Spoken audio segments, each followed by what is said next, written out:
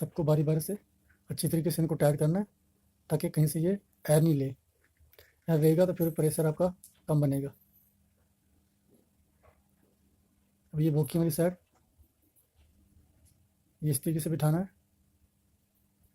इसके 4 nut bolt ये भी अच्छे तरीके से टाइट कर दें।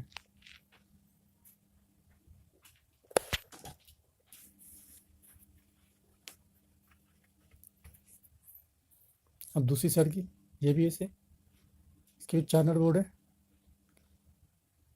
ये भी अच्छी तरीके से इनको भी टाइट कर दें। ये देखो ये मैंने कंप्रेसर स्टार्ट कर दिया, अभी इसको प्रेशर बना रही है। अल्लाह हाफिज़।